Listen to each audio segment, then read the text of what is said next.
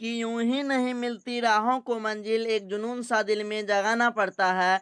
पूछा चिड़िया से कैसे बनाया आशियाना, बोली भरनी पड़ती है उड़ान बार बार, तिनका तिनका उठाना पड़ता है। हाँ तो नमस्कार मेरे प्यारे दोस्तों, आप सभी का दिल खोल कर स्वागत है आपका अपने YouTube channel AY online academy पर। आज के इस वीडियो में हम बिहार बोर्ड इंटर परीक्षा 2024 के लिए क्लास 12 हिस्ट्री के सेकेंड चैप्टर मौर्य काल से गुप्त काल तक का राजनीतिक एवं आर्थिक इतिहास के पूरी निचोड़ ऑब्जेक्टिव क्वेश्चन को करेंगे, जो आपके एग्जाम के लिए बहुत ही महत्वपूर्ण है। और अगर आपके एग्जाम में इससे प्रश्न पूछे जाते हैं तो इन्हीं प्रश्नों में से जो है पूछे जाएंगे। तो चलिए स्टार्ट करते हैं। आपके पहला प्रश्न है 1 नंबर का कि फूट डालकर विजय प्राप्त करने का कार्य जो है वह सर्वप्रथम किस राजा ने किया। आपके ऑप्शन है A Ajatashatru, option B Pushyamitra Shunga, option C Ashoka, option D Samudragupta. तो इसका करेक्ट आंसर हो जाएगा आपका ऑप्शन ए अजात शत्रु। फूट डालकर विजय प्राप्त करने का कार्य जो है वह सर्वप्रथम अजात शत्रु ने किया था। उसके बाद आपका दूसरा प्रश्न है कि जीवक वेद किस वंश के काल में था। Option A Maurya, option B Gupta, option C Haryanka, option D Kushan. इसका सही जवाब हो जाएगा आपका ऑप्शन सी हर्यक। हर्यक वंश के काल में जो है जीवक वेद था। उसके बाद आपका अगला प्रश्न है 3 नंबर का कि अपने स्वयं के खर्चे से सुदर्शन झील की मरम्मत जो है वह किसने कराई। आपके ऑप्शन है Ashoka, option B Kanishka, option C Rudradaman, option D Skandagupta. इसका सही जवाब हो जाएगा आपका ऑप्शन सी रुद्रदामन। अपने स्वयं के खर्चे से जो है सुदर्शन झील की मरम्मत जो है वह रुद्रदामन ने कराई। उसके बाद आपका चौथा प्रश्न है 4 नंबर का कि पाटलिपुत्र नगर की स्थापना उदयन ने जो है वह किस नदी के संगम पर की। आपके ऑप्शन है A Ganga, option B Son, option C Punpun, option D इन सभी के संगम पर। इसका सही जवाब हो जाएगा आपका ऑप्शन डी इन सभी नदी के संगम पर जो है पाटलिपुत्र नगर की स्थापना की। उसके बाद आपका अगला प्रश्न है 5 नंबर का कि समस्त भारत ही नहीं एशिया एवं यूरोप में सर्वप्रथम हुनों को परास्त करने का श्रेय जो है वह किस शासक को जाता है। आपके ऑप्शन है A Ashoka, option B Skandagupta, option C Samudragupta, option D Napoleon. इसका सही जवाब हो जाएगा आपका ऑप्शन बी स्कंदगुप्त। स्कंदगुप्त को जो है समस्त भारत ही नहीं एशिया एवं यूरोप में जो है सर्वप्रथम हुनों को परास्त करने का श्रेय जो है दिया जाता है। उसके बाद आपका अगला प्रश्न है 6 नंबर का कि यूरोप का समुद्रगुप्त जो है वह कौन था। आपके ऑप्शन है A Hitler, option B Napoleon, option C Bismarck, option D Mussolini. इसका सही जवाब जो हो जाएगा वो आपका ऑप्शन बी हो जाएगा नेपोलियन। यूरोप का समुद्रगुप्त जो है वह नेपोलियन को कहा जाता है। उसके बाद आपका अगला प्रश्न है 7 नंबर का कि किसके अभिलेख में भूमिदान का उल्लेख मिलता है। आपके ऑप्शन दिए हुए हैं तो इसका करेक्ट आंसर हो जाएगा आपका ऑप्शन सी प्रभावती गुप्त। प्रभावती गुप्त अभिलेख में जो है भूमिदान का उल्लेख मिलता है। उसके बाद आपका अगला प्रश्न है 8 नंबर का कि भूमि अनुदान से संबंधित प्रथम अभिलेखीय प्रमाण जो है वह किसका है। तो आपके ऑप्शन दिए हुए हैं और आपके ऑप्शन बी जो है करेक्ट आंसर हो जाएगा सातवाहन काल का। भूमि अनुदान से संबंधित प्रथम अभिलेखीय प्रमाण जो है वह सातवाहन काल का है। उसके बाद आपका अगला प्रश्न है 9 नंबर का कि 510 ईस्वी में सती प्रथा के साक्ष्य वाला प्रथम अभिलेखीय प्रमाण जो है कहाँ मिला है। तो आपके ऑप्शन दिए हुए हैं, इनमें से ऑप्शन ए जो है वह करेक्ट आंसर है एरन सागर हो जाएगा। उसके बाद आपका अगला प्रश्न है 10 नंबर का कि किस शिलालेख से अशोक द्वारा कलिंग विजय का पता चलता है। ये मोस्ट इंपोर्टेंट प्रश्न है, ये आपके बिहार बोर्ड एग्जाम 2011 में पूछे गए हैं। आपके ऑप्शन है ए प्रथम, ऑप्शन बी 5वें, ऑप्शन सी 10वें, ऑप्शन डी 13वें। इसका सही जवाब हो जाएगा आपका ऑप्शन डी 13वें। 13वें शिलालेख से जो है अशोक द्वारा कलिंग विजय का पता जो है वो चलता है। उसके बाद आपका अगला प्रश्न है 11 नंबर का कि किस विद्वान ने मात्र अभिलेखों के आधार पर जो है अशोक का इतिहास लिखने का श्लाघ्य प्रयास किया है। आपके ऑप्शन है A Vincent Smith, option B James Prinsep, option C Kashi Prasad Jayaswal, option D Devdutt Ramkrishna Bhandarkar. इसका सही जवाब हो जाएगा आपका ऑप्शन डी देवदत्त रामकृष्ण भंडारकर।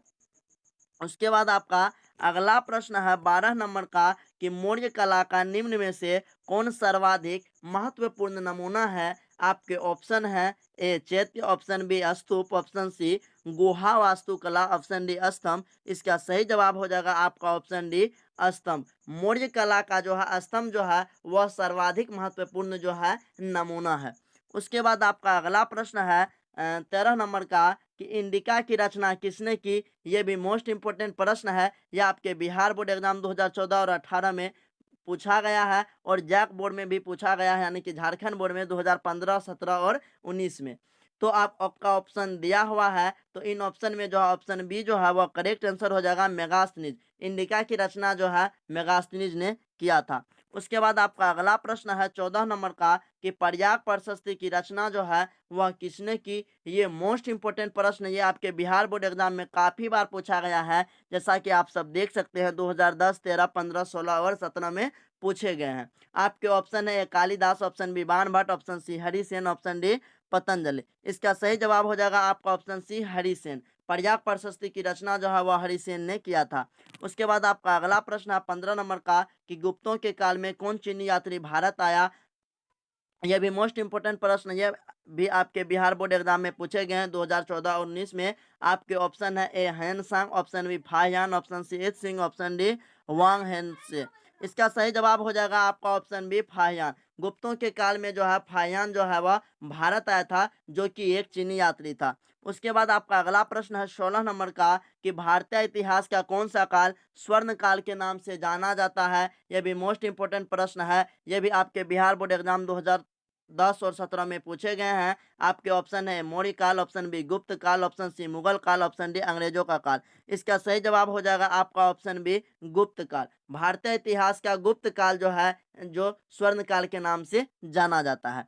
उसके बाद आपका अगला प्रश्न है 17 नंबर का कि अशोक किस वंश का शासक था। यह भी मोस्ट इंपोर्टेंट प्रश्न है। यह भी आपके बिहार बोर्ड एग्जाम 2014 में पूछे गए हैं। आपके ऑप्शन है ए नंद वंश, ऑप्शन बी मौर्य वंश, ऑप्शन सी शैव वंश, ऑप्शन डी पाल। तो इसका सही जवाब हो जाएगा आपका ऑप्शन बी मौर्य वंश। अशोक जो है मौर्य वंश का शासक था। उसके बाद आपका अगला प्रश्न है 18 नंबर का कि कौटिल्य की कृति है। आपके ऑप्शन है ए मेघदूत, ऑप्शन बी अर्थशास्त्र, ऑप्शन सी मालविकाग्नि मित्र, ऑप्शन डी ऋतु सहा। इसका सही जवाब हो जाएगा आपका ऑप्शन बी अर्थशास्त्र। कौटिल्य की कृति यानी कि रचना जो है वह अर्थशास्त्र है। और कौटिल्य के अलावा कौटिल्य के दो अन्य नाम भी है, तो वो जो है आप लोग कमेंट्स बॉक्स में जरूर बताइएगा। उसके बाद आपका अगला प्रश्न है 19 नंबर का कि मेगास्थनीज जो है भारत में किसके दरबार में आया। ऑप्शन ए चंद्रगुप्त मौर्य के, option B Bindusara, option C Ashoka, option D Pushyamitra Shunga. इसका सही जवाब हो जाएगा आपका option A Chandragupta Maurya. Megasthenes जो है भारत में चंद्रगुप्त मौर्य के समय में दरबार में आया था। उसके बाद आपका अगला प्रश्न है 20 नंबर का कि समुद्रगुप्त की जानकारी जो है वह होती है। आपके ऑप्शन है ए मथुरा अभिलेख, ऑप्शन बी प्रयाग प्रशस्ति, ऑप्शन सी वंशखेड़ा अभिलेख, ऑप्शन डी एलोह अभिलेख। इसका सही जवाब हो जाएगा आपका प्रयाग प्रशस्ति। समुद्रगुप्त की जानकारी जो है वह प्रयाग प्रशस्ति से होती है। उसके बाद आपका अगला प्रश्न है 21 नंबर का कि पाटलिपुत्र की स्थापना किसने की। आपके ऑप्शन है A Bimbisara, option B Udayin, option C Ajatashatru, option D Chandragupta Maurya. इसका सही जवाब हो जाएगा आपका ऑप्शन बी उदयन। पाटलिपुत्र नगर की स्थापना जो है उदयन ने किया था। उसके बाद आपका अगला प्रश्न है 22 नंबर का कि नवरत्न किस शासक के दरबार में रहते थे। आपके ऑप्शन है A Ashoka, option B Kanishka, option C Samudragupta, option D Chandragupta Vikramaditya. इसका सही जवाब हो जाएगा आपका ऑप्शन डी चंद्रगुप्त विक्रमादित्य। नवरत्न जो है चंद्रगुप्त विक्रमादित्य शासक के दरबार में जो है रहते थे। उसके बाद आपका अगला प्रश्न है 23 नंबर का कि अभिज्ञान शाकुंतलम के रचनाकार हैं। आपके ऑप्शन है Kalidas, option B Bana Bhatta, option C अश्वघोष, ऑप्शन डी कौटिल्य। इसका सही जवाब हो जाएगा आपका ऑप्शन ए कालिदास। अभिज्ञान शाकुंतलम के रचनाकार जो हैं कालिदास हैं।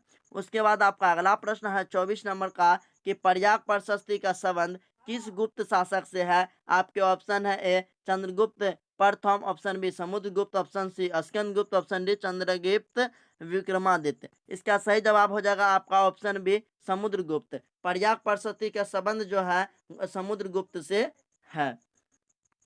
उसके बाद आपका अगला प्रश्न है 25 नंबर का कि प्राचीन भारत में अभिलेख की शुरुआत किस शासक ने की। आपके ऑप्शन है A Chandragupta Maurya, option B Ashoka, option C Chandragupta, option D Samudragupta. इसका सही जवाब हो जाएगा आपका ऑप्शन बी अशोक। प्राचीन भारत में जो है अभिलेख की शुरुआत अशोक ने किया था। उसके बाद आपका अगला प्रश्न है 26 नंबर का कि किस शासक को प्रियदर्शी कहा गया है। ऑप्शन आपके दिए गए हैं, तो इसका राइट आंसर जो हो जाएगा वो आपका ऑप्शन ए हो जाएगा अशोक। अशोक को जो है प्रियदर्शी शासक कहा गया है। उसके बाद आपका अगला प्रश्न है 27 नंबर का कि कथन ए कह रहा है कि कौटिल्य का अर्थशास्त्र जो है वह मौर्यकालीन इतिहास की जानकारी का एक प्रमुख स्रोत है। ये कथन सही है। उसके बाद कथन आर कह रहा है कि कौटिल्य चंद्रगुप्त मौर्य का जो है प्रधानमंत्री था। ये कथन भी सही है। आपके ऑप्शन दिए गए हैं ए में कि ए आर दोनों सही है एवं आर ए की सही व्याख्या है। इसका करेक्ट आंसर आपका ऑप्शन ए हो जाएगा। उसके बाद आपका अगला प्रश्न है 28 नंबर का कि कथन ए कह रहा है कि मेगास्थनीज बिंदुसार के दरबार में भारत आया। बिल्कुल गलत है। मेगास्थनीज जो है वह चंद्रगुप्त मौर्य के दरबार में भारत आया था। कथन आर कह रहा है कि मेगास्थनीज गिरित था। ये कथन जो है सही है। तो आपका ऑप्शन डी में दिया हुआ है कि असत्य है, परंतु आर जो है वह सत्य है, तो इसलिए इसका करेक्ट आंसर आपका ऑप्शन डी हो जाएगा। उसके बाद आपका अगला प्रश्न है 29 नंबर का कि मौर्य काल के टकसाल का प्रधान जो है कौन था। आपके ऑप्शन है ए कोषाध्यक्ष, ऑप्शन बी मुद्राध्यक्ष, ऑप्शन सी पन्याध्यक्ष, ऑप्शन डी लक्षणाध्यक्ष। इसका सही जवाब हो जाएगा आपका ऑप्शन डी लक्षणाध्यक्ष। मौर्य काल के टकसाल का प्रधान जो है वह लक्षणाध्यक्ष था। उसके बाद आपका अगला प्रश्न है 30 नंबर का कि पतंजलि के महाभाष्य से किसकी जानकारी मिलती है। ये मोस्ट इंपोर्टेंट प्रश्न है। ये आपके बिहार बोर्ड एग्जाम 2011 में पूछे गए हैं। आपके ऑप्शन ए मौर्य काल, ऑप्शन बी गुप्त काल, ऑप्शन सी कुषाण काल की, ऑप्शन डी इनमें से सभी की। इसका सही जवाब हो जाएगा आपका ऑप्शन ए मौर्य काल की। पतंजलि के महाभाष्य से मौर्य काल की जानकारी मिलती है। उसके बाद आपका अगला प्रश्न है 31 नंबर का कि धम्म महामात्रों को किसने नियुक्त किया। ये भी मोस्ट इंपोर्टेंट प्रश्न है। ये भी आपके बिहार बोर्ड एग्जाम 2012 में पूछे गए हैं। तो ऑप्शन आपके सामने है, तो इसका करेक्ट आंसर आपका ऑप्शन बी हो जाएगा अशोक। धम्म महामात्रों को अशोक ने जो है वह नियुक्त किया।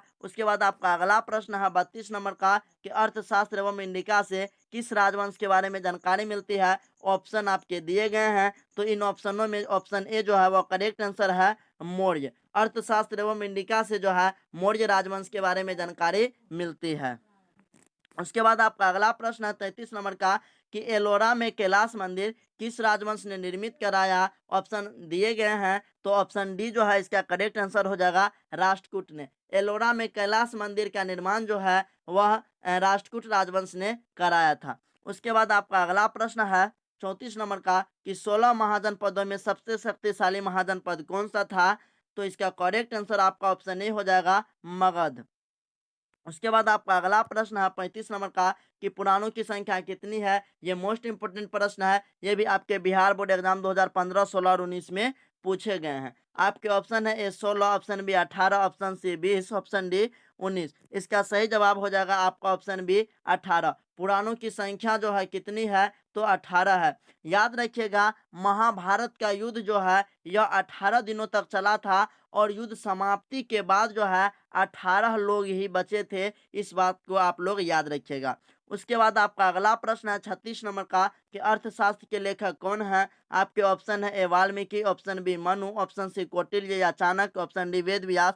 इसका सही जवाब हो जाएगा आपका ऑप्शन सी चंद्र कौटिल्य या चाणक्य। अगर हम बात करें वाल्मीकि की, तो वाल्मीकि जो है वो रामायण के लेखक है। उसके बाद बात करें मनु की, तो मनु जो है मनु स्मृति के लेखक हैं। और अगर हम बात करें वेद व्यास की, तो वेद व्यास जो है यह महाभारत और जो है उपनिषद के रचनाकार या लेखक हैं। याद रखिएगा। उसके बाद आपका अगला प्रश्न है 37 नंबर का कि वज्जी को सामाजिक ग्रंथों में कहा गया है। यह भी आपके बिहार बोर्ड एग्जाम 2015 में पूछे गए हैं। आपके ऑप्शन है ए गणसंघ, ऑप्शन बी गणतंत्र, ऑप्शन सी राजतंत्र, ऑप्शन डी इनमें से सभी। इसका सही जवाब हो जाएगा आपका ऑप्शन बी गणतंत्र। वज्जी को सामाजिक ग्रंथों में जो है गणतंत्र कहा गया है। उसके बाद आपका अगला प्रश्न है 38 नंबर का जनपद शब्द का शाब्दिक अर्थ है। यह भी मोस्ट इंपोर्टेंट प्रश्न है। यह भी आपके एग्जाम बिहार बोर्ड में 2015 में पूछे गए हैं।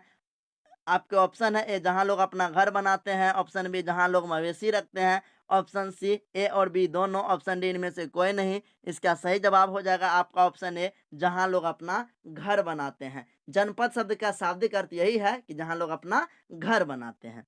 उसके बाद आपका अगला प्रश्न है 39 नंबर का कि पंच चिन्ह वाले सिक्के जो है वह बने होते थे। ऑप्शन ए सोने के, नहीं ये गलत है। ऑप्शन बी चांदी के, सही। ऑप्शन सी तांबे के। तो चांदी और तांबे के जो है पंच चिन्ह वाले सिक्के बने होते थे, इसलिए इसका करेक्ट आंसर आपका ऑप्शन डी हो जाएगा, ब और स दोनों, यानी कि बी और सी दोनों। उसके बाद आपका अगला प्रश्न है 40 नंबर का कि पाटलिपुत्र नगर की स्थापना की गई थी। आपके ऑप्शन ए मुंडक द्वारा, ऑप्शन बी बिंबिसार द्वारा, ऑप्शन सी उदयभद्र द्वारा, ऑप्शन डी अजातशत्रु द्वारा। ये प्रश्न भी इंपॉर्टेंट है क्योंकि 2015 के एग्जाम में पूछे गए हैं, इसलिए इसका करेक्ट आंसर आपका ऑप्शन सी हो जाएगा, उदयभद्र द्वारा। पाटलिपुत्र नगर की स्थापना उदयभद्र द्वारा की गई थी। उसके बाद आपका अगला प्रश्न है 41 नंबर का कि तक्षशिला विश्वविद्यालय जो है वह कहाँ स्थित है। आपके ऑप्शन है A Pakistan, option B Bangladesh, option C Bharat, option D Burma. तो इसका सही जवाब हो जाएगा आपका ऑप्शन ए पाकिस्तान। तक्षशिला विश्वविद्यालय जो है यह पाकिस्तान में स्थित है। यह भी मोस्ट इंपोर्टेंट प्रश्न है क्योंकि ये आपके बिहार बोर्ड एग्जाम 2015 में पूछे गए हैं। तो आप लोग कमेंट्स बॉक्स में जरूर बताइएगा कि बांग्लादेश जो है यह कब आज़ाद हुआ था, उसके बाद भारत जो है वह कब आज़ाद हुआ था।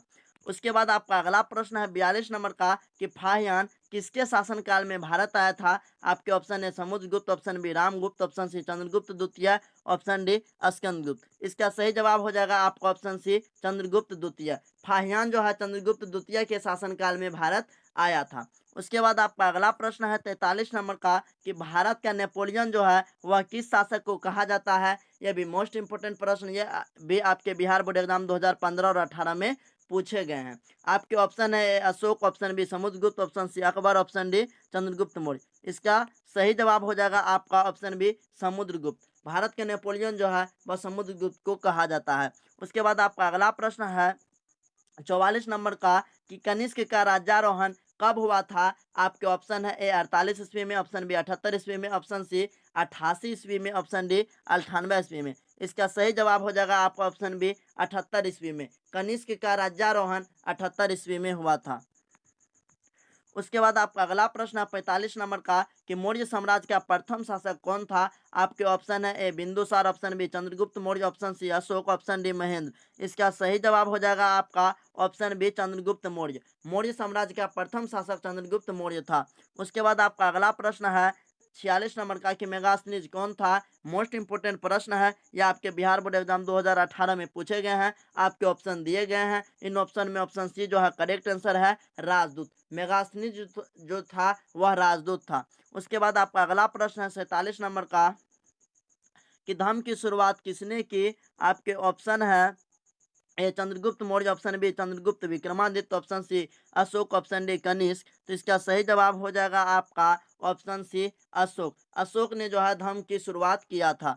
उसके बाद आपका अगला प्रश्न है 48 नंबर का जो कि लास्ट प्रश्न है कि मौर्य साम्राज्य का तृतीय शासक कौन था। तो इसका सही जवाब हो जाएगा आपका ऑप्शन ए अशोक। तो इस वीडियो में आपने जो है टोटल 48 प्रश्नों को किए जो कि क्लास 12 हिस्ट्री के सेकेंड चैप्टर से थे। और अगर आपके एग्जाम में पूछे जाते हैं तो इन्हीं 48 प्रश्नों में से जो है आपके एग्जाम में पूछे जाएंगे।